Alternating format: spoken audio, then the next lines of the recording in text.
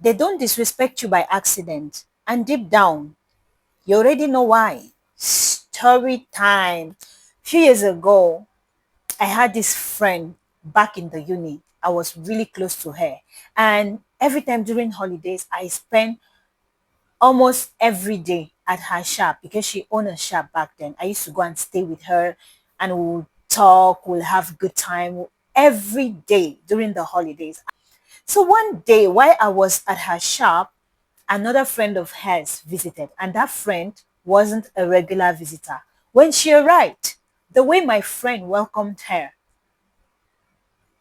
I marveled. I actually marveled. I was like, oof, wow. She welcomed her so well. And immediately she sat down. My friend just focused her whole attention to that friend. They were discussing. And at the moment, I felt lonely. I was there, but it was as if I wasn't there because I was left out.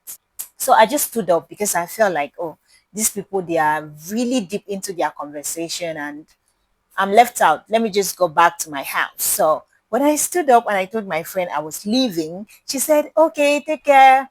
See you tomorrow. That was where something clicked. And I understood there and then that scarcity increases value. The reason that one was treated specially was because she was rare. Unlike me, who was the regular visitor, I was so predictable. Like my friend could tell if they gave her a call and say someone, a friend of yours has come to visit you. She already knew I was the one. Like I was there all the time, and that's how I lose my value in her eyes. It's not as if she hated me or I was a bad person. No, I was too available. Sometimes you need to be rare.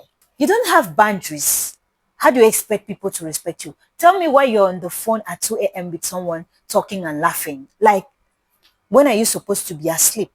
And even if you're awake, is that the right time for you to be having conversation? Like someone will call you and you will leave what you're doing and give them an hour of your time. It's not as if that call is productive. That call is not going to add any value to your life. It's not a business call.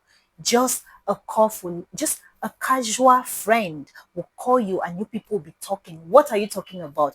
If that thing is not productive, why would you waste a precious 1 hour to talk about things that add no value to your life?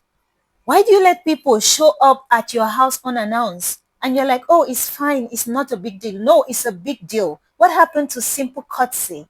They should have called you. Yes, you're at home, but maybe you're not in the mood to receive visitors. Maybe you want a time for yourself. You want to reflect. You want to read. You want to do something. Maybe you just want to be by yourself. You don't need company. You don't need visitors. Somebody just calls you and say, I'm at your door, and you open the door and you start laughing and you welcome them in and you spend hours and hours with them. You're uncomfortable, but you can't say because you're trying to make them feel happy. And then tomorrow you complain that they are mistreating you, that they are disrespecting you. It's because you do not have boundaries.